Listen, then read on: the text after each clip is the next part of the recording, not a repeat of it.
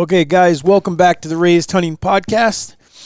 Glad to see you folks are back with us again today. I have two special guests here, Warren and Easton Holder. I'm David Holder, and today we are going to be talking about something that is a big deal. It's a big deal because we get tons of questions. It's a big deal because we love to talk about it, and it's a big deal because it might just make a big difference in your life here in the next couple months. And today we're going to be talking about scents, particularly raised scents or glandular scents. We just happen to be one of them that sells glandular scents. So anyhow, that's what we're going to be talking about. But one of them. We're the only one. That's not valid. That's not valid. We're the only one that is valid. The only one that's worth buying. Yeah. There you go. That's not true. Oh, what the frickin'? Get the hell out of here. Whose team are you on? These guys are such a pain in the ass. But anyhow, before I get started, love to the enemy here. I think Warren might have some shout-outs to do, and I think Easton's got a deal he wants to read today. So, Spotify people broke us over 300 reviews. Good work. Thank you, guys. I thought you said epic. last week we got over 300. No, they were at 296. It was at 294 or 296 or something. They're teasing us. Now we're over 300. So appreciate all you guys on Spotify. Our YouTubers, Dabeev2254, which was actually Sam's dad. He enjoyed the episode. His name is Dabeev. His username is, Dabeev. Dabeev2254. William Ayers, SP4TT, BNB Custom Game Calls. James Mass 9060 says another great video. Keep them coming. You got it, buddy. Eric Robards 1209. Jeremy Rupsick. Eric S007. His is still my favorite username. Devin Yoder. What's up, buddy? His is actually Devo Yoder 5631, but we know his name, so. Isaiah B876. He says, great video. Could you talk about how you would hunt a velvet buck without access to a field if you have any chance? We have a 3-day season next weekend for them in Tennessee. Oh, boy, that's going to be this. I wonder if he means this weekend. We're going to be a week late. No, I think he probably means the next weekend. Otherwise, he said this weekend because it came out Tuesday. What did he say? We have a 3-day season next weekend for them in Tennessee. We have mostly hills and hardwoods in my area. Marshall raised scents. MCL Hose 612 says, love the podcast, fellas. I'm curious to know what gear you always take with you or have on you when you go into the tree, from bows to arrows to what's in your bag. That is a big one. A lot of guys ask us that. I have a bow, arrow, a broadhead, and a release. Raised scents. As long as I have those things. The Chase 810, Colton Gibson 7519.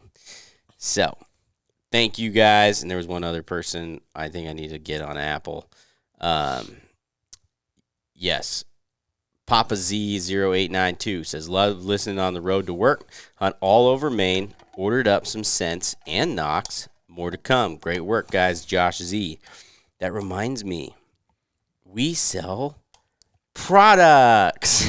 Raised scents. One of them is raised scents. Dad has literally said 2 words all day. Raised scents. Yes. We also have raised knocks. And for the doggos, raised canine, which is the floofs. Some pretty awesome stuff. If you haven't checked out that yet, if you got a floof, especially that has any kind of ailments, you want to get them some raised canine. And we can't help all a natural brain damaged one.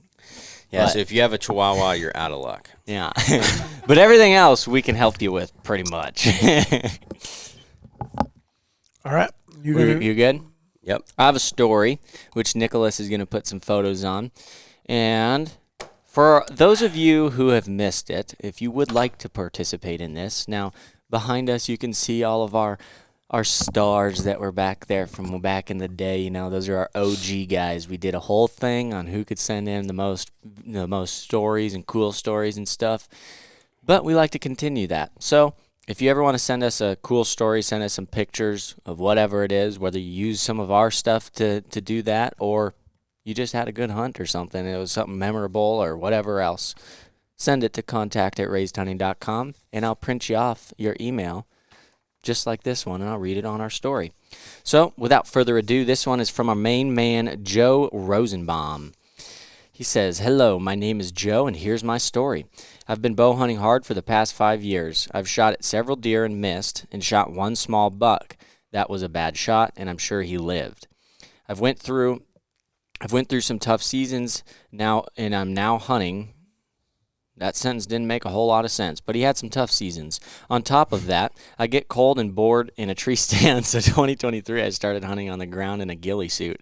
This sounds like something Warren would do because he doesn't like sitting in a stand. That's everything I like. That The first time I was in the woods with the ghillie, I had a close encounter with 2 deer. I was hooked hunting this way immediately.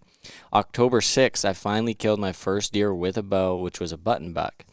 On November 10th, I killed a doe with my bow. Now I'm super happy to get some kills under my belt. Well, on November 12th, we all went to the deer camp with about 8 guys. Every year we go and hunt public in Indiana, but I have no ground to hunt, so I always hunt public somewhere. Anyhow, we bow, I guess that's a reference. What he's saying is we bow hunt the week before gun season and also hunt the gun opener on that Saturday. On Thursday, November 16th, I shot the buck below, images here, at 8 yards in my ghillie suit on the ground. Perfect shot right in the armpit, and he died in sight about 20 yards away. This buck ended up grossing 163 inches as a non-typical. He is a freaking unit. He's a big deer. from the ground. Unfortunately, I don't have the pictures here for you guys to see, unless I sent them over. Yeah, on the ground in his ghillie suit. That's sweet. Greatest hunt I've ever had and the biggest deer I'll probably ever kill. Long story, and there are a lot of details missing, but I feel like I really earned these deer by learning the hard way in the last 5 years. Thank you for letting me share. You guys rock. That's Freaking cool. Joe, really I'll cool. I'll say what I said to him in the response to the email. I think it's great that he killed a 163-inch deer, but that's not what I liked about that story. I like the fact of how much struggle he had and is totally open about admitting that he had the struggles. And now look at him, where he's at now. Now, there is a fine line to walk on that issue. Like if you can never get it fixed or something, you're just wounding deer and wounding deer, find something that's going to be a little more beneficial or a little easier for you. But in this case, he was simply going through the experience levels of controlling your emotions and making the right shot and trying different things that help you shoot better. He changed his strategies. That, to me, shows a lot of the amount of respect he has for the animal that, yeah, he was struggling, but hung Figured in it there out, and freaking, and now he's like, I got this to show for it. That's pretty freaking cool. Didn't So- sound like that many, though. No, he had It's not 3 or one. 4, though, in a row that were like, Oh, okay. like he was struggling with, and he hung in there, and he's like, I'm going to get this done. I'm going to do it right, and he did. The whole thing is he didn't go easier either. He went harder. Yeah, he did. When you start climbing around in a ghillie suit, I've done it. Don't lift that up.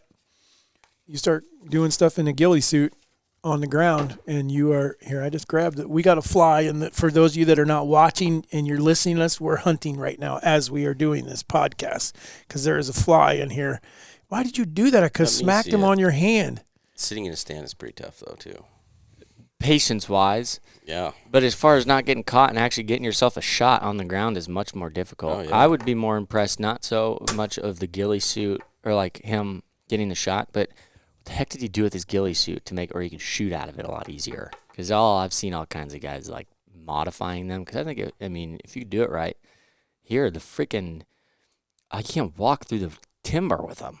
I mean, they've got so much crap on them, the Yeah, they thorns get and ripped up everything. and everything. Wonder if somebody's come out with a better ghillie suit that doesn't get caught on as much stuff, because that'd be fun. Getting your anchor points would be tough. Yeah.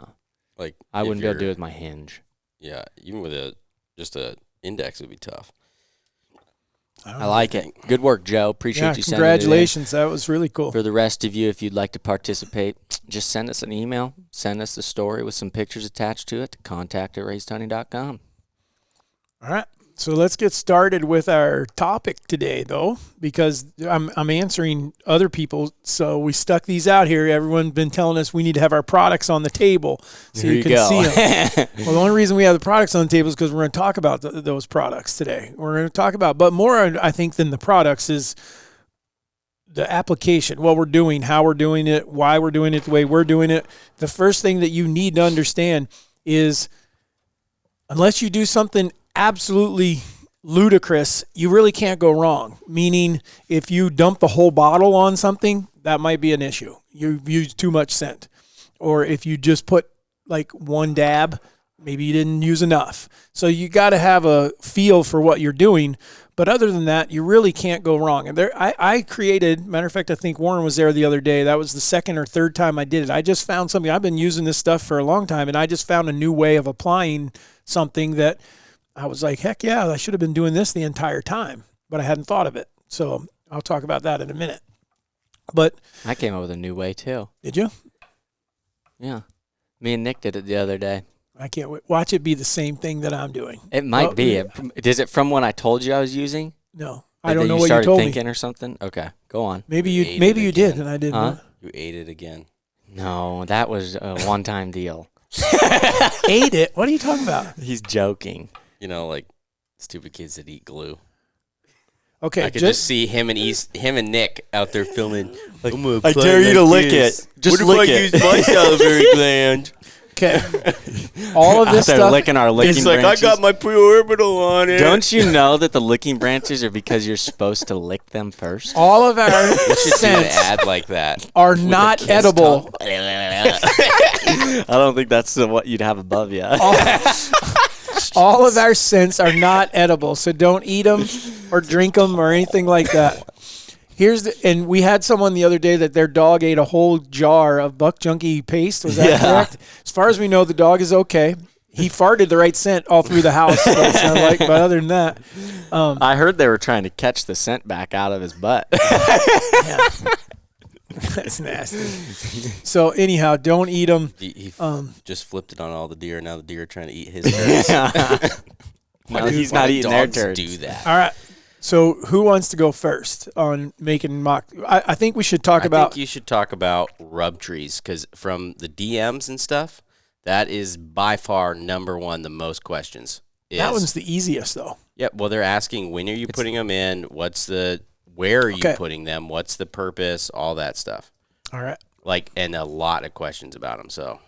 All right, so we'll start with the rub trees then, only because Warren interrupted me, and that's not unusual You for said this. who starts, and I said I guided you on what the people want. I am a proponent of the people, so don't worry, guys. I've got your back.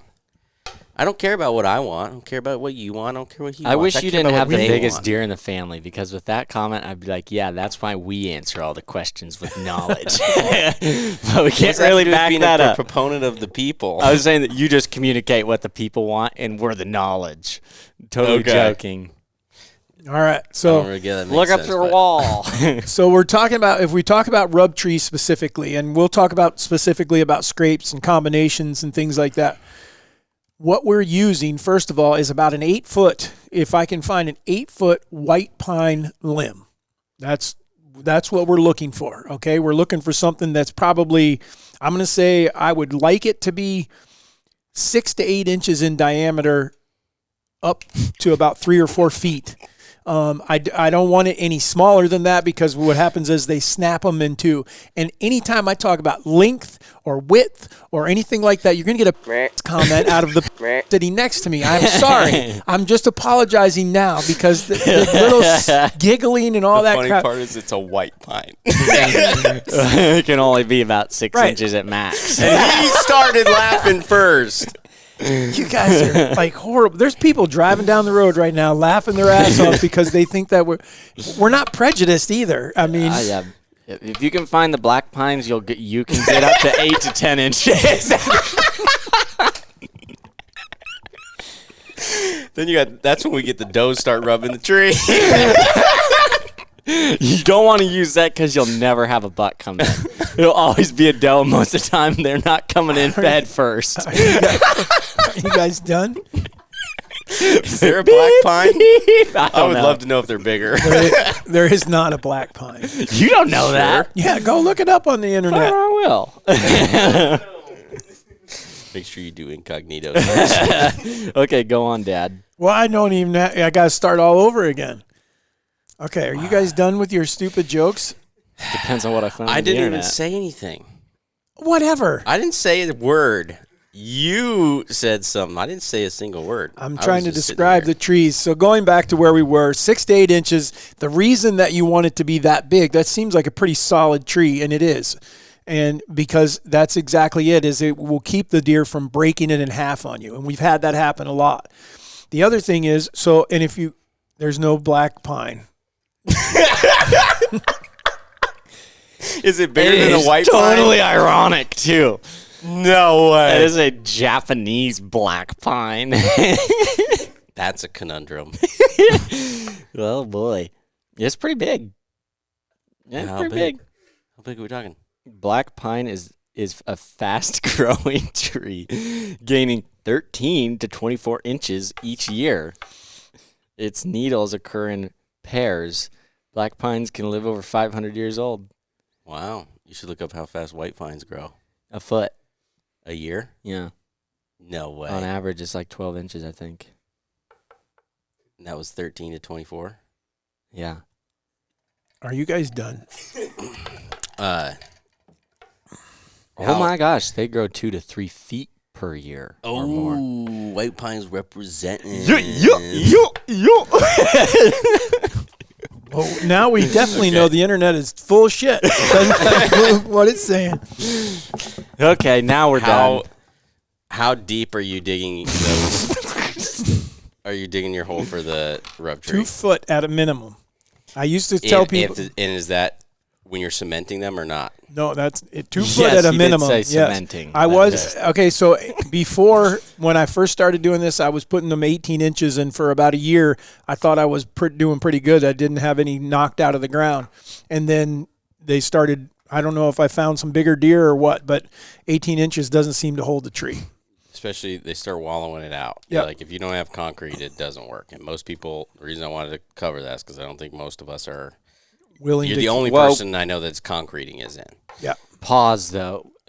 You can do it without concrete. You That's can. totally an option. I've done it for many years. So don't think that you have to have concrete to go do this tactic. So You can do it without concrete, but you do want it. Then when you come check on your tree, don't hesitate to bring like a shovel with you or something like that to pound it back in. And you really got to work the ground really tight around it to try to get it to hold in place. Especially if you go 2 feet, you got a better chance of it staying in the ground. 18 inches, I'm telling you, they're going to wallow it back and forth until they pull it out of the ground. The other thing they do that seems so weird is some of them just lean on it. Mm-hmm. Yes. I don't get that. Now, me and Dad always bicker about this because I will disagree with him. I think that it is beneficial to do a 6 or 8 inch, like in diameter, if you can. Excuse me, if you can. But in some of the places that I've done it, I don't like doing it that big because then I do feel like I need to be trying to either dig a bigger hole so I can pack more down into it to keep it there. And I tried using like 2 to 3 inch in diameter ones that were flexible. And no, it's not necessarily ideal, but in situations where you aren't going to be in there a whole lot or you can't really check on it a whole lot, I've put that in there because it flexes a heck of a lot more. And yes, after like November 20th of them finally just hammering it, one of them finally ripped the whole thing out of the ground. But the whole time before then, I didn't have to worry about cementing it or anything because it was just flexes with. It kind of looks funny in a video too, so it's entertaining. But it flexes more than the other ones versus them literally wallowing it out with the big ones. But if you can, use a bigger one. That's the and my little trick for concrete is you can take like the Quikrete bags. I think they're 40 pounds or 60 pounds. They're fairly small. You only need half the bag, so you can cut that in half and put it in. I dump it in a bucket, and then just carry the bucket in. And I don't add water, or I do add water. Just depends on where I'm at. If I have water accessible, but if I know that the ground is moist, I'll just dump it in dry and let the moisture from the ground what hardens it. So that's just going to help you to do that. But when you put these trees in, so like I said, the reason that we're trying to go 8 feet is because we're going to bury 2 feet. So now I got 6 feet sticking up. The next question that I always get from people is, oh, do you build a scrape underneath it? I did that. I was building scrapes. I would leave some limbs on the limb itself, like smaller limbs that would hang off. And it's nice to be able to put your scent on there. It gives you a place to put the attractants on it. But really, I found that it didn't do any good. My rub trees were not any better that had a scrape made over them than the ones that did not. Mainly, what it seems to be is just the white pine itself, the soft pine. And then I take a knife or a saw and I scar it up so it looks like a scrape. I mean, looks like a rub on one side of the tree, or I sometimes will do it on two sides of the tree. I don't go crazy, and I'm not really doing it as much for the visual as what that allows me to do is take our buck junkie, and buck junkie is our forehead and salivary scent, glandular scent. Because if you start doing this, guys, I'm telling you right now, if you start putting in rub trees and you put a video camera on that rub tree and you put our scents on there, you're going to see these deer are not rubbing this tree just going crazy. They're definitely telling the other deer something when they do it. And so what they mostly are doing is with their forehead, and they're licking the tree. Almost every single one of them walks up to it and licks it before they ever start doing anything. And then they start rubbing on it, but you don't see them use their preorbital like our Scrape King. You don't see them use their eye on it as much. And that's why we came out with the buck junkie. And so anyhow, what they're doing is they start working on this and marking it and pushing it back and forth until they feel like Nick and I probably have the best example, or at least that I can think of me putting in a rub tree and coming back and hunting it right away. I mean, we were there 36 hours after I put it in and killed a mature deer off of it. Brahma was the deer, and they had shredded my tree. I mean, with it. So people ask the next question we get is, well, how long will it take for them to start hitting it? Sometimes it can be hours. It might take a day sometimes, but typically they find it like right away. And I think it's a combination of the scent and the tree itself. So I have variance with that, though. Okay. Yeah, because if you go like this, it's weird. I can't put my finger on what the reasoning or purpose would be. But for instance, or for example, for you guys, from where Dad is putting his trees in the ground and everything, in relation to that, where I'm putting some of mine in, have been like, 30 miles? Something like that. So not an astronomical amount of distance. But when me and him go put stuff in, he's putting his in at the same time I'm putting mine in. We're using the exact same sense. We're using the exact same strategy, everything. And for whatever reason, he will go put his in, and more times than not, within a couple days, at like the longest, more times than not, he has them hitting it. From where mine is, it takes them, depending on when I put it in, it could be like 2-3 weeks before one of them finally comes and hits it, and then they shred it from then on out. And I don't know why, and I have actually just waited and put some in later, and they're on it right away. And so I don't know if it's literally a matter of there's a 30-mile difference that these deer, for whatever reason, don't start going ham right away, and yours do, whatever it is. But I tell everybody, be patient with it, because in those ones that I've done where I've done it's been a 2 or 3 weeks before one hits it, I haven't gone and refreshed it or anything. It's still the same original scent that I put on there, and then you just need one. Once one hits it, as long as it's not the most freaking dominant deer in the entire area, like Warren's Magnum situation, you're good, because the rest are going to follow right in line. So let's talk about that, because that is something that can happen, and we do think that's what happened where you were at. Warren 100% believe Warren put one in, and actually, excuse me, he put it in the bedding area, hoping to get pictures of a particular deer that we called Magnum, and he did. He was the very first deer that showed up and hit the tree. He hammered it pretty good. Yeah, and then from that point on, that tree didn't produce as far as numbers of bucks hitting it.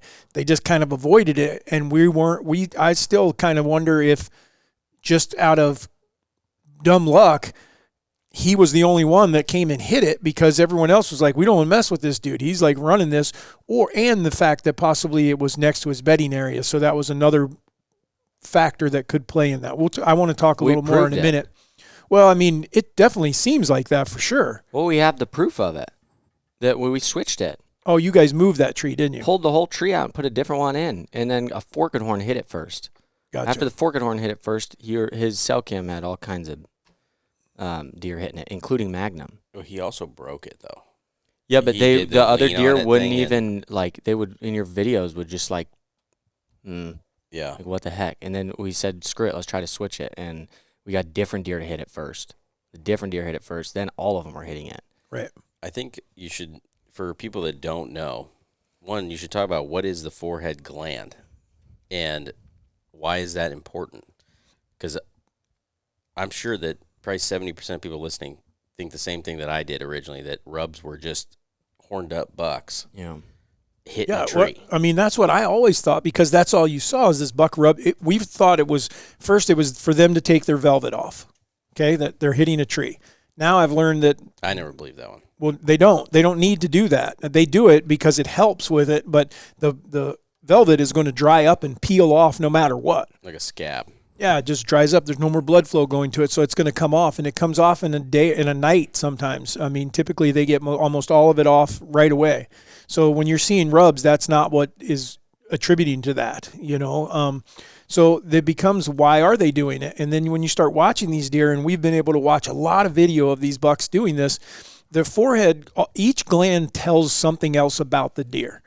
Okay, and that's the way the deer are communicating. They're actually talking to another deer. They're actually able to, but honestly, the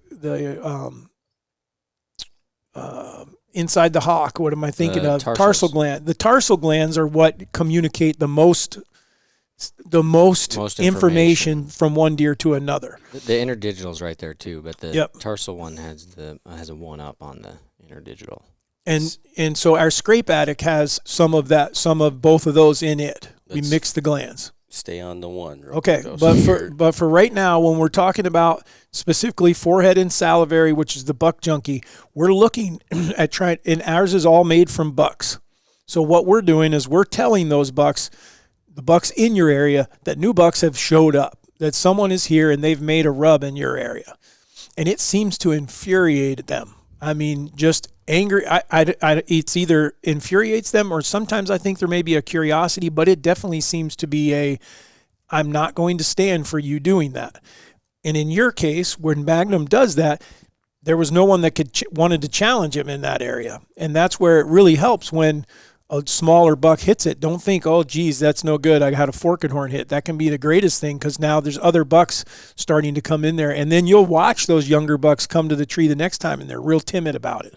They'll still do it. You can watch them smell the rub trees, too, before they hit them. But way before. Yep, that's, I think, the biggest thing is you think that they're just going to hit it. But you can watch them, and they'll smell it right before they hit it.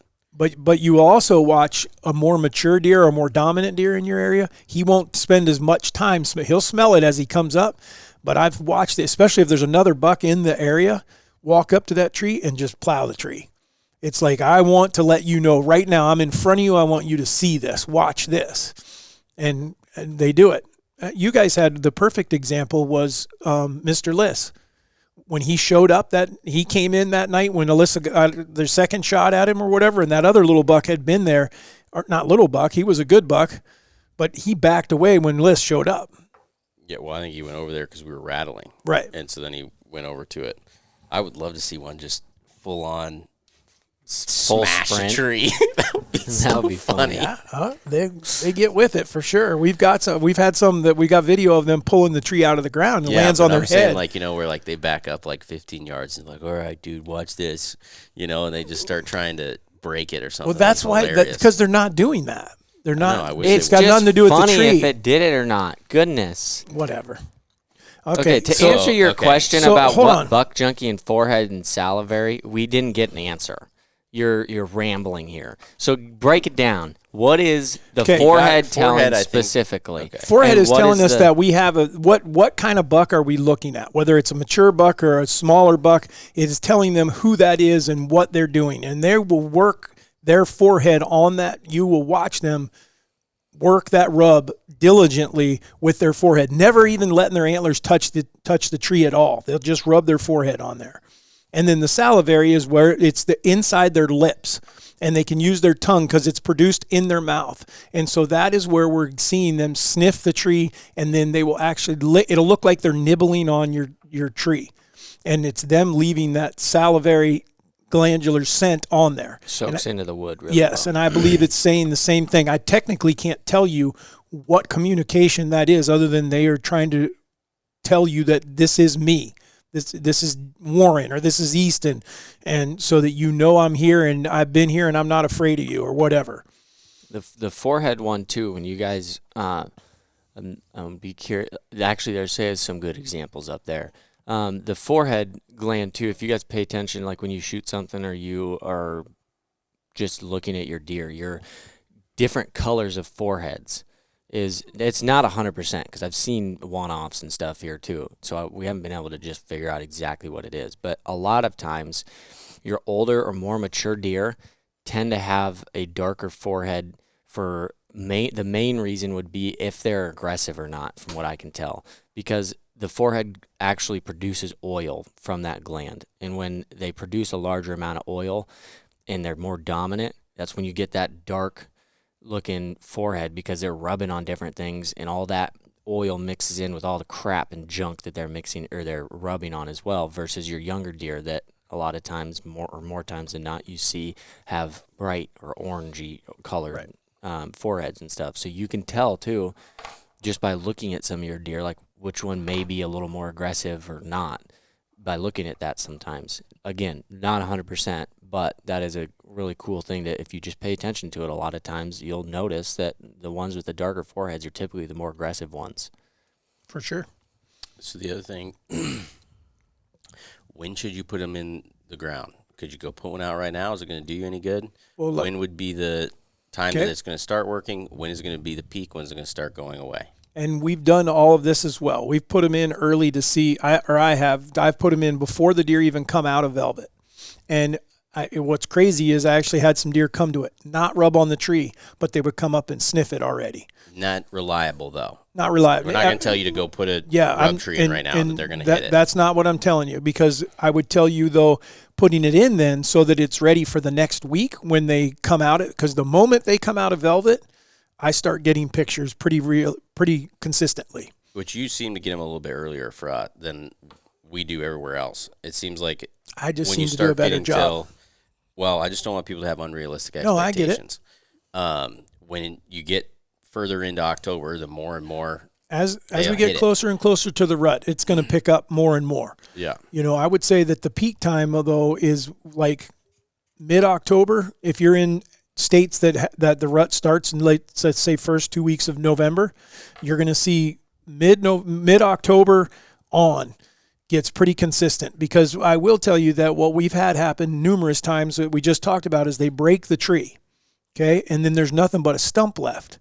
And I mean a piece, and these deer are still rubbing that stump, or they're going over to the piece of the tree that's laying on the ground and they're trying to pick it up with their antlers and they're trying to rub their forehead on it and they're trying to do anything they can to put their scent back on that tree. And that can be in November, December. We've had them hit it even into January.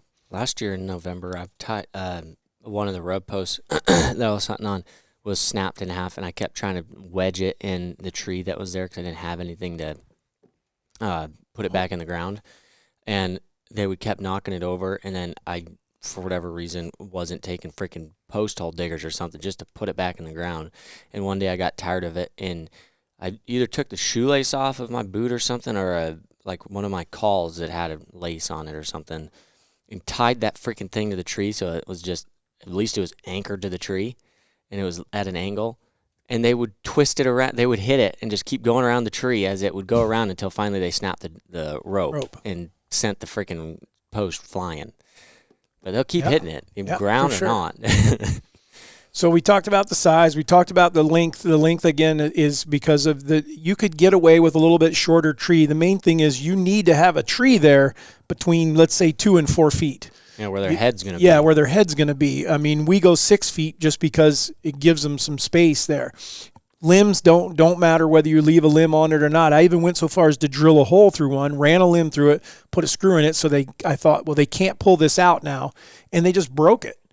And so I was like, okay, it's pointless to basically make a mock scrape on my rub, or to make it just doesn't do any good. They're there to hit that rub tree, so don't worry about doing that. You can. I'm not telling you that you can't do that, but it doesn't seem to be needed. I've also had it where they pick, where they only hit the scrape, and I don't want them to only hit the scrape. I want them to hit the rub because the rub is more predictable. Right. Or I can actually predict when I could possibly get a shot off of something versus a scrape. And that is the last thing I'm going to go do is go put a freaking pole in the ground for them to hit the scrape. So what I've always done, if you are that in on wanting to do it, I've literally put them 20 yards apart where I have a rub on one side and a scrape on the left. And Nick was with me one year when that finally worked, and he came up, checked the rub post, didn't get a shot, and then he went around us and went to the scrape, and I whiffed it. So separate them, because there's no point in giving them a choice when you could benefit off of both, and you need the benefit of the rub post because it is more lucrative than a scrape alone. I feel like it is. I feel like the rubs when it comes to shots, to getting shots. And so so we've talked about the size of the tree, the type of tree. Again, it's white pine that we're using. I'm not telling you, people always write in, will cedar post work? Will this work? Everything could work. I'm just telling you what has worked best for us has been the white pine.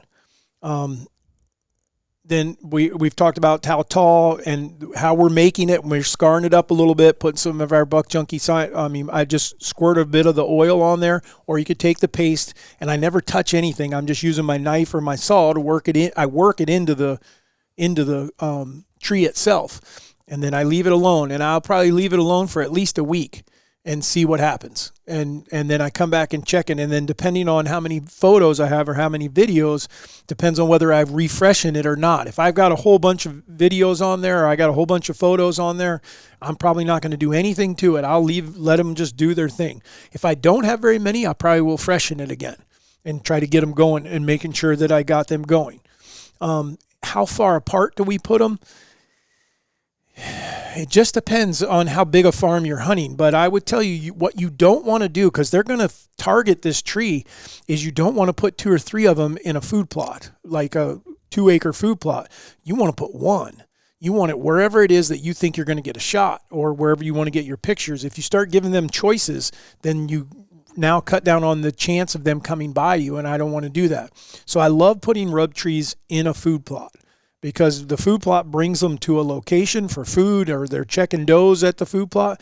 But the tree gives me a reason for that buck to stand where I need him to stand. And that's worked extremely well. The other one we've done, Warren killed a buck off of one. He didn't let him get to it, but he was going there, is just in the timber. But it's in a corridor going from food bedding, from a food area, a place that they're going to feed, coming back to a bedding area. And we found this, it's just a natural change in transition. Change in timber. It's like an edge that's if you look at it, you can see it, but you wouldn't notice it if you were just walking through the trees. Like, part of the trees are nice and clear and open, and then right where I have that rub at is right on the edge of where it starts to get a little thicker. And man, they've hammered that one. Another one I put in, what I mentioned where Nick and I was not a food plot. It was just on the edge of a alfalfa field. And I knew the deer were coming to the alfalfa field. I knew they were coming to a scrape along the edge of the alfalfa field, and I needed to figure out a way. I didn't make this scrape. I've just kind of taken it over and brought it back every year. But the deer naturally made it, and the only place to put a tree stand is in the tree where the scrape is. And I don't want to have it underneath me. So I couldn't hunt it. So I was trying to figure out a way, how can I hunt the scrape? That's what I was there to do that day. And what turned out, I was like, okay, I got to go with this tree. I went with this tree, and I was like, I got to try to pull them from the scrape to my rub tree about 30 yards apart. And so I put the rub tree in there and said, we'll see what happens. And it worked like a charm. The deer were already in the area roughly, but they found that rub tree and they just started pounding it.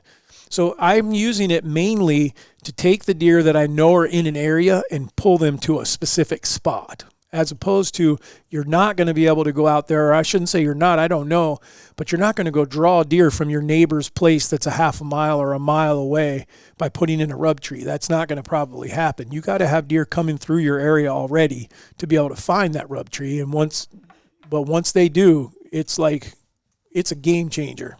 The one I've been asked a lot on is the majority of guys that don't have food plots, fields, whatever they're hunting. And that's where I've had to try to figure out a lot, because I don't have, like, the places that we talk about a lot that are separate, like our permission places. The funneling is like impossible. Like, there's no way to funnel them down. And one of the biggest mistakes that I've made, and and every time guys ask, I preach it, because I've always thought to myself that when you go put them down in timber or near bedding or whatever else, I always would look for at least somewhat of an opening or something, so they could visually see it, they could smell it easy, whatever, and it's a more convenient location for them to come by and hit it. And what I've found is, and it's logical. It's totally, if you just think through it, you'll probably call me an idiot, or you'll be like, oh, that makes a ton of sense. I put that there, and then I'm like, okay, well, I can hunt right here. Maybe it's 50, 60 yards away, but that's the closest I can get a consistent wind or the right spot for a tree stand or something, or I can put a blind, whatever it is. And the only reason I've had those happen is because I'm like, I think it has to be here. I don't know if they're really going to hit it that much better over there or not. I say screw it. If you have a spot that you can either pick where you think they're going to hit it better, and 100 yards away or 60 yards away or whatever is where you can actually put a stand or a blind or whatever, but you think that maybe they aren't going to hit it as well, I'm putting it in that spot every freaking time because they'll find it. And as long as they find it and start hitting it, that's actually the way to benefit me. Because now I've sat there in stands where I've watched them come to the freaking rub post and hammer it. You couldn't shoot. I can't do anything about it because they're just rubbing on it 60 yards away. I'm like, yeah, that's wonderful. I got them close. That doesn't do me any good. So if you're having to pick, especially for you guys that are trying to do it in places you don't have fields, you don't have food plots, whatever it is, put it in a location that you got to know the deer are coming through, but put it in a spot that they are naturally coming through, or at least close by and within shooting distance. That's a lot of asked about pinch points. Yes. And the only thing I advise them is don't put it, if it's a really good pinch point, don't stick it in the middle of the pinch point. Like, let them get out of it and have a little bit of room, but put it next to it. And if it is that good of a pinch point, you don't need it anyways. Right. But putting it on that front side or back side is beneficial. Then you can just pretty much guarantee they're going to come to it or through it. So and then I guess just to kind of give people a date as far as when to put them out, you could put them out. You could go put one out now. You don't want to put them out like way early in the summer because they'll dry out some. But if you put it out like in August, late August or September, right before your deer come out of velvet, you're fine. Or right after they come out of velvet, you can go put one in. The latest that I've ever put one in is the one I talked about that Nick and I shot that deer. That was like October 27th or 28th, and that's because I had got photos off that scrape that there was a buck I wanted to kill. And so then I went there, and then I couldn't hunt him. I was like, well, I'm just going to go for broke, and I'm going to drop a rub tree in here and see what happens this late in the game. Put that rub tree in there, and like I said, 36 hours later, we had the deer we were looking for. So you can put it in later. The earlier you can put it in once they cut you, but the target that you're looking for is after they come out of velvet. That will help people regardless of where you live. So white pine, 6 to 8 inches diameter, 8 feet tall. Scar it up when you drop it in the ground. Concrete it if you can. If you can't, just make sure you bury it deep enough and get it in really good. Limbs are not a necessity to have on there sticking off to hang off there. Where do you get your pine trees is up to you. We basically talk to neighbors and ask if we can trim a tree for them and things like that. And that's how we come up with these limbs. Schools, I've heard, have a lot of them. I just had a buddy that is going to a freaking elementary school that they're letting him cut some trees or limbs down that has a bunch of them. So, yep. Nate? No. And then freshen them. Start it with the Buck Junkie. You can use Scrape King as well, but I prefer Buck Junkie if I have my choice. That's what I'm putting on the rub. And then only freshen it when you need to. That's all you need to do. And then the other thing is just don't be afraid if they break it. Like you get there to hunt and you get there and your tree's busted off. It's laying on the ground. Climb in your stand.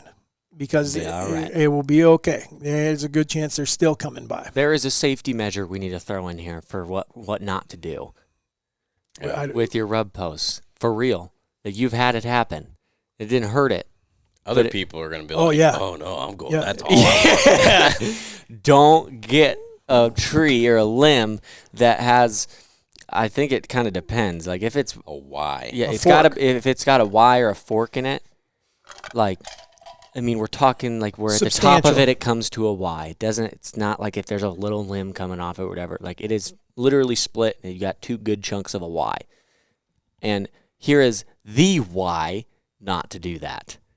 Because what could end up happening is a buck will rub the tree and then he gets his antler caught in the Y and he is not smart enough to know he needs to lift his head to get out of the Y. And so they keep pulling down and pulling back and he can't. So I ended up with like 20 some videos that was set every minute to redo and take 20 seconds. So I knew this deer was stuck in there for like 35, 40 minutes probably between all of everything that happened. He could have just lifted his head up. He could have, but he didn't know that. Yeah. And so when I started watching it and started realizing what was going on, the first thing that I was like, oh my gosh, I killed him. But I knew when I went and checked the camera that he wasn't laying right there, but I also didn't think to look around close by in case he had would wandered off hurt. But fortunately the deer lived, but he was there long enough that you could end up killing a deer. Yeah, so by accident. Hack that off. I mean, if you do have a wire or something, cut the freaking thing off because you don't want to be killing deer because they're rubbing on a rub post. Yeah. That's not the goal here. So don't any of you guys get any ideas, all right? So I think we've covered the rub tree. I can't think of other things that we need. If you guys have other questions, just shoot us messages. We'll try to answer them. We'll try to take care of all that. I'm trying to think of anything else that we might have missed. That one's just been Buck Junkie's a great one for the paste. Is a great one for scrapes and stuff too. Yep. The oil is just, we made the oil so it's a really easy application and the good to soak into your limbs and everything on the rub post itself. You could use them both on scrapes, but if you're going to get one for scrapes and you want to use Buck Junkie on it, the oil or the paste is a much better one for scrapes specifically. For sure. All right, then we should talk about making scrapes, mock scrapes, because we've been making them now for probably, 2 or 3 weeks? June. You made some. I didn't make them as early this year. I mean, I normally do, but for whatever reason, I just didn't get to it. But I would tell you that I think I can honestly say now that have video of a buck coming to one of our scrapes, either one we made or one that they had encountered, but we then put our scents in there every month of the year, with or without antlers, cold, snow, they clean them out still. After that, muddy, dry, it doesn't seem to matter. Now they don't come, they're definitely a more active time in the fall when pre-rut is number one. And that's what we would tell you. I think all of us agree on this. Maybe our date might change by a day or two. If you're a guy that wants to hunt your scrapes to kill a deer, you want to do that pre-rut. And like when I say pre-rut for us, if I'm saying that our first doe is in heat on November 5th, I feel like I have till November 1st or 2nd, and I have from about October 23rd or 24th to the 2nd to catch that deer checking scrapes. That's really where they come in the daylight hours. They come consistently. And again, they'll never do anything as consistent as like what they do in the summertime when you see them in a bean field. I'm not talking about that, but they seem to come more often during daylight hours. And we have used that to our advantage. Again, here I'm using Scrape King. That's the one I go to the most. Now, Easton and I differ. And the great thing is, guys, is the reason that we offer 4 different scents, or 5. One of them is a urine-based scent, LHD. That's the only one we don't have in a paste. But the 4 glandular scents that we offer, we make them in 2 different forms, in a paste form and a spray or oil form, just because that's how you keep the scent there longer, is in the paste form, and then how you get the scent out right away is in the spray form or the oil form. But they're the same scent, so you can use them in combination. And that's what I was getting ready to say is, don't be afraid, just because we tell you this is what we're doing, to mix and match whatever you want to. I highly recommend it. Yeah, I mean, you may find something that works magical for you in your area. Easton uses a lot more Scrape Queen than I do, but he has some good luck with it. And so this year, I'm actually, a couple scrapes I made the other day, and this is where I can tell you that what I did with the Scrape Queen is basically preorbital. So it's meant for their eyes. You know, it comes from, the preorbital comes from their eye, the inside of their eye, but it's all does. Where the preorbital for all bucks is Scrape King. And so, but the other day when I put some stuff on a limb and everything I'm using Scrape King above it. I use the paste and I use the spray. And then I was like, I'd like to have a little bit of scent on the ground. So I just took the rake that I have and I dipped it in the Scrape Queen and then scraped the ground. And when I scraped the ground, that kind of mixed it into the ground like it would be very, very less of a strong odor. The funny part about that is that David is definitely set in his ways, and you can tell because Scrape Addict is like my all-time favorite freaking scent because it has so many different glands in it and different bucks and does and everything. And Dad loves his Scrape King, and I like using Scrape King as well. But like the Scrape Addict, if you would have just grabbed that one out of the bag instead, literally designed where he could just scatter it on the ground, but instead he takes his freaking Scrape King paste, dips a rake in it, and rakes it into the ground like he's going to grow some preorbital glands. So if you want to do that, go ahead. But we do offer other things that are much easier to apply, like a Scrape Addict paste where you can just sprinkle it on the ground. Yep. It works like it should. I mean, gets it on the ground if you want to put it on the ground. So that would have been an intelligent thought. But like I said, he's stuck on his Scrape King and Buck Chunky. And he is absolutely right. I didn't have any Scrape Addict with me, so that's what I was trying to do, was make what I had with me work, and I did. So, so we'll start making scrapes as early as June, typically, and July and August. Don't expect your bucks to come in and hit these scrapes like they will in October or November. They're just coming in again. They're a lot of times what it'll look like is they're eating the limbs that you put your stuff on. Watch what happens is they put the leaf in their mouth, but then the leaf is still there. They're just licking it. They're leaving that salivary gland on there. Or you'll see them rubbing. This is where you will see them rub their eyes on a lot. And that's where I believe the licking branches or the ropes you guys are using. Watch your deer. They are rubbing that eye on there specifically. And that's what they're putting that preorbital gland on there. You can watch them do it on rub posts too. It's pretty interesting when they put the side of their head on it. You're like, what is this deer doing? Right. And they're like going up and down. They're using their preorbital gland on it. Yep. So typically, I mean, and I'll do mine, then Easton can talk about his. If I'm making a mock scrape, let's just say we're getting closer, like right now, August, September, and I want to make a mock scrape in a new area, I'm going to find some place that I do feel like, again, guys, you just don't go out and make these anywhere and expect them to work magic. You got to actually have a pretty good knowledge that there's deer passing through there. So if there's old scrapes, field edges are great. Something that naturally already looks like it's got an overhanging limb that could be your licking branch. A lot of times I prefer that over anything because I'll clear the other limbs away and leave the one that I want, and then put this. Then I'll make just a 2x2, 18-inch by 18-inch scrape on the ground, roughen up the ground. But then I'm taking and I put the paste on first, and I use Scrape King paste. Scrape King paste goes on and I'll put it on 4 or 5 ends of limbs. I just lift which one is it here? It doesn't matter. So that for people that are watching, I just basically take the jar like that, and then whatever paste comes out on the limb that's all I'm putting on there. It doesn't take a whole bunch. And then what I do is spray those limbs with a little bit of Scrape King, because that again atomizes that scent and makes it where it's really prolific. And don't be afraid to spray it high, but 2 or 3 sprays, something like that. I don't go crazy with it, but I also don't just do one. Hold on, he's going to get to tell his, because you will see him go crazy with that one as well. We have trail camera videos proving David going crazy with it, because he will end up with it blowing all around in the video on the trail camera and getting on the freaking camera, and then the camera gets scraped.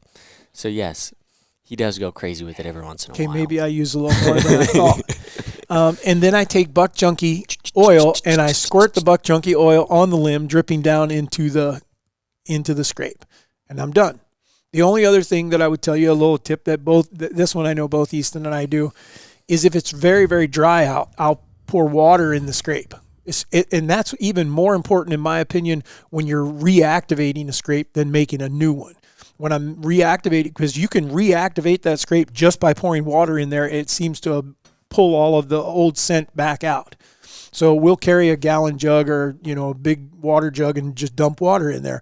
That is where I believe the myth of people saying, oh, I peed in it and get the same results. You peed in it and it soaked it up and then brought up those scents. And that's what their deer are finding. The other deer. From the other deer. Have already hit it.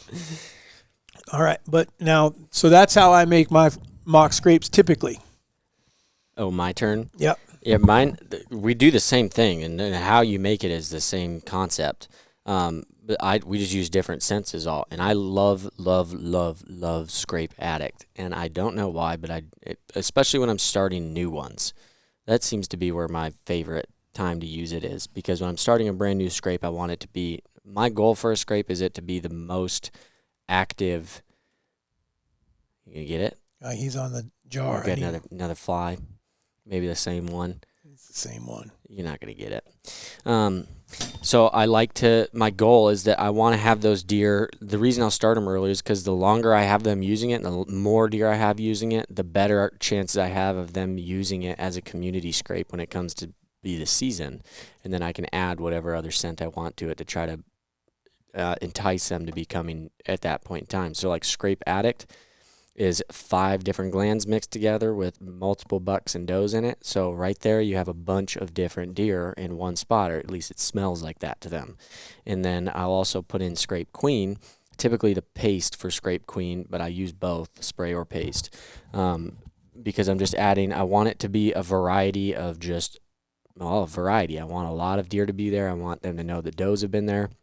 And I know that as long as I keep that fresh and they're using it well, then hopefully by the time that the season rolls around, number one, the deer that are staying in that area are going to keep using it because they know that's where everybody's communicating. And number two, we all know that when it comes to be about time the season or when they're shedding their velvet, that deer are starting to move around a little bit. They're going to their fall range, or they're going to they're staying there, or they're switching maybe only 100 yards or whatever else. You're going to get some new deer in a lot of places. So if I have an area or a scrape that has been hit by every freaking deer in that area throughout the summer, now I know that the new ones that are coming in are going to be smelling where the source of everything is coming to, where everybody in this spot is communicating. So then they're probably going to follow in suit and do the same thing, and they're going to start hitting it as well. And so that's my goal and why I'm always trying to make it seem like there's a vast amount of deer there.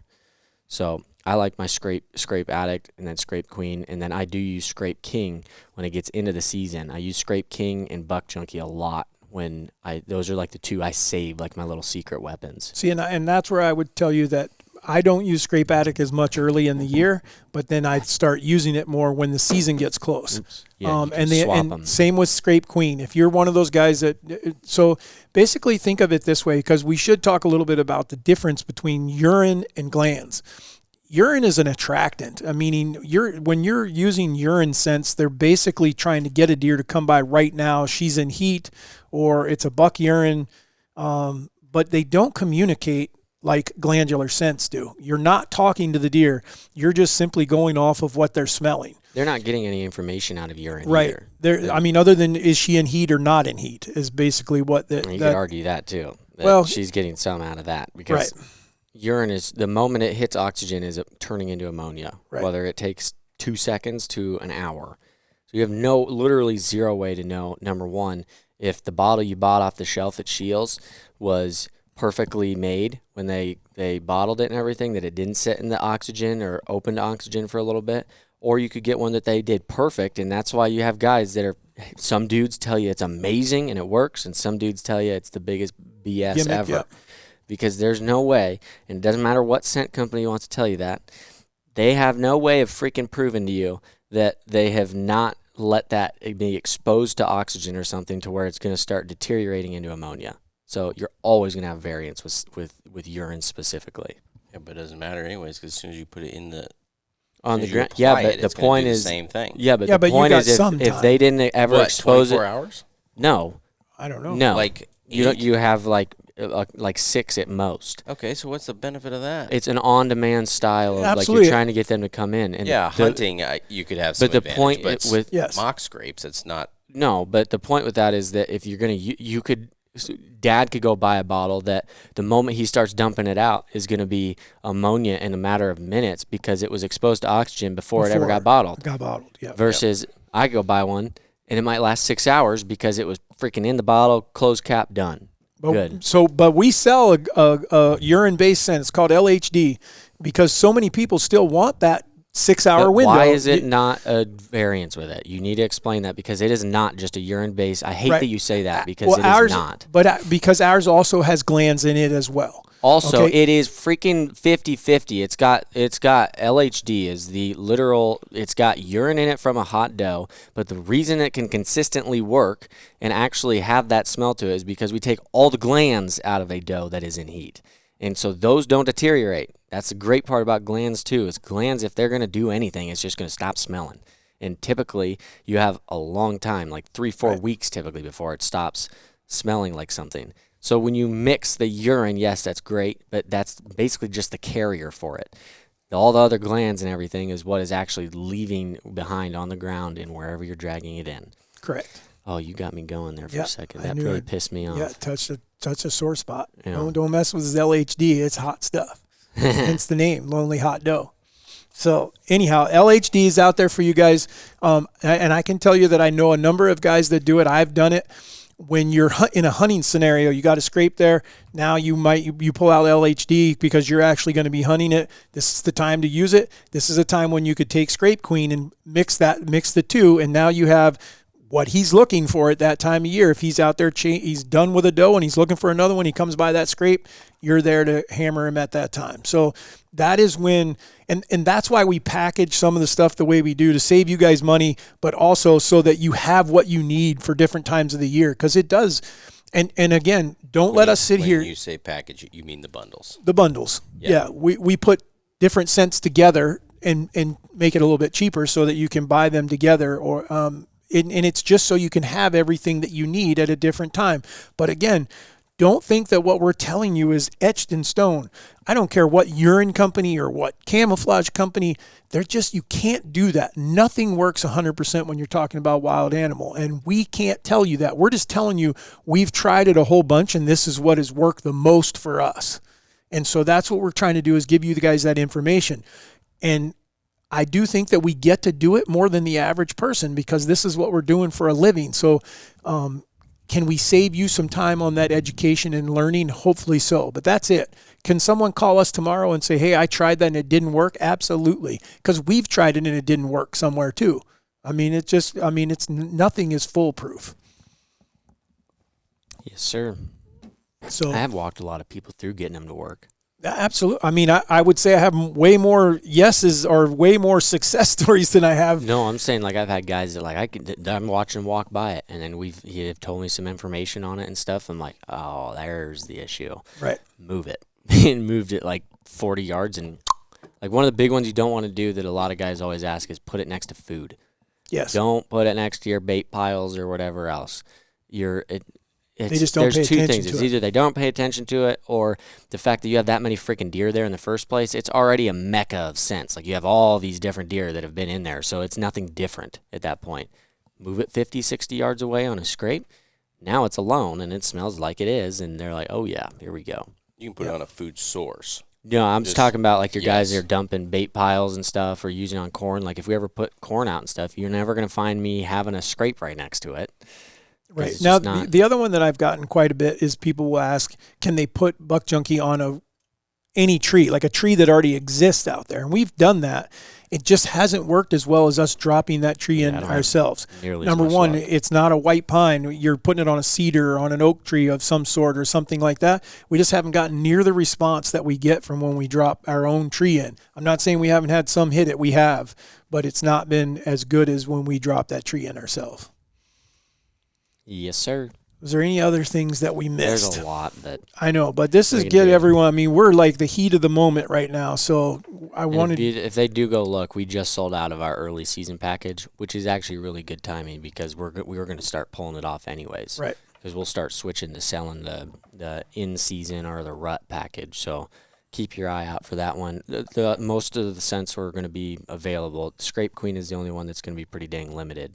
But we'll have like our news. We're getting a lot of other guys are getting close to seasons as well as, and once we get out of August, so that in-season rut package will be put in there with the cup with and the then new scents. Our website has all the instructions on whether your scents will stay good. They'll stay good for the whole year. How much, people are always asking, how much should I buy? Do I need 2 bottles? Do I need 2 things of paste?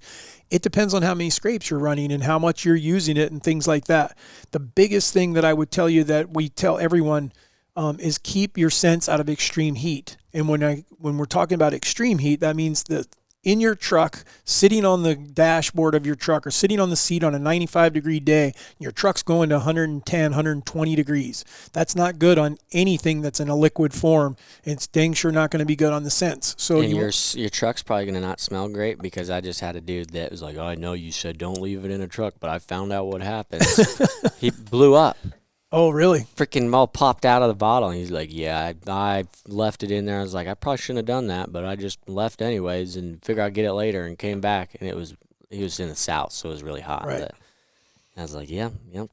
Yeah, so for a reason. But when you're not using it, we throw ours in the fridge. So ask your wife, you can have a little butter tray someplace you can close it, put it in a Ziploc bag, put it in there. But that's when season's not in and we're trying to preserve it for the next season. I would tell you, don't go past 2 seasons. It probably you're going to lose all the scent that you would get out of it, but it will last from 1 year to the next. But actually, you end up using it. You end up using most of it anyhow, and get very little left at the end of the year, depending on, again, how many you make. But just keep it out of that direct, and then direct sunlight is another one. Even if it's not super hot, you just don't want it sitting out there. Hence the reason that all of our stuff is packed in black bottles, so that we can keep the sun out the most we can.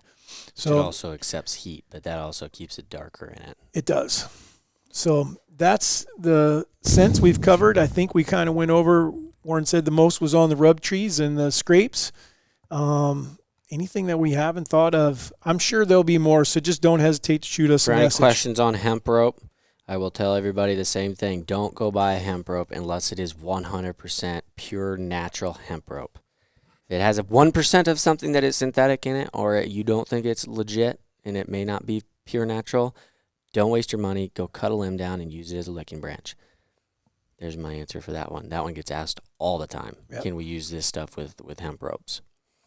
Yes, and the answer is yes, but he's correct. You need to use a real hemp rope. We've seen the other ones and had deer actually avoid it. Yep, and then you pull that off, put the scent back on, and they're right back. Right there, yeah. So. All right, we're ready for your whack to fact today. Okay. Your heart can sync to the rhythm when you listen to music. Nuh-uh. Start playing him song. How crazy is that? Does it say how to do it? No. Doesn't explain anything? It's got to be a good song. Yeah. Go ahead. Do you have a vote? This is. Oh, now I don't know. I don't know if it's true or not. That doesn't even sound like he has a whole lot of fact behind it. I still need a yellow button. I need a yellow button. Fact. No one person has. It's not good, but it's not bad. If it was real, it would be good. But I want to. It is real. You put your hand on here. You play want me to song. go get sources and everything else? Yeah, actually, that's a valid point. No, if CNN doesn't have to do it, neither do me. Joey, this is unrated. Wasn't good. It wasn't bad. I just did. Through their lifespan, little button man. Humans go from having 300 bones to 206 bones. With the exception of females, they can have 207 bones. Because we give them one? Is that what you're saying? That's his ad. The fact itself was awful. The fact was awesome. That dude. The joke setup was impeccable. The execution was flawless. It only took him the last 30 minutes of not saying anything to think of it. No, come on, dude. You know that was good. No, the joke. Mark that down, joke Joey. Was good. The fact is Jokes not were a fact. 3 You points. learned that in kindergarten. I have to do that to get the joke. I got to do it. You learn about the bones in freaking kindergarten. Holy cow. No. If you live to age 70, your heart will have beat around 2.5 billion times. That's good. You need to get off the body one. You're not doing so great with these ones. On average, you fart enough in one day to fill a party balloon. You could fund a kid's party. Yeah, we could go from here to Indianola. Or cause an atomic bomb. Freaking boom. Blow that sumbug up. That's it for today. Some females could have way more than... Oh, Lord. Okay. All right. It's not a cumulative thing. All right, guys. Thanks for tuning into the Raised Hunting Podcast. We will be back next week. And next time we talk to everyone, we'll have been on our first hunt for the year, won't we? We'll have been antelope hunting, I think. Yeah, so we'll be like, we'll be rocking the season. Next week. That's what you're saying is, we're not wouldn't doing go next out week until before. after, I don't think. Yeah, but I don't know. We'll talk to you guys either right before or right after we go antelope hunting because it's about here. So good luck to you guys with all your seasons that are coming up, and things are starting to move now. Guys got their bows dialed in. So you guys and gals take pictures, send them to us. We'll put them up on the board.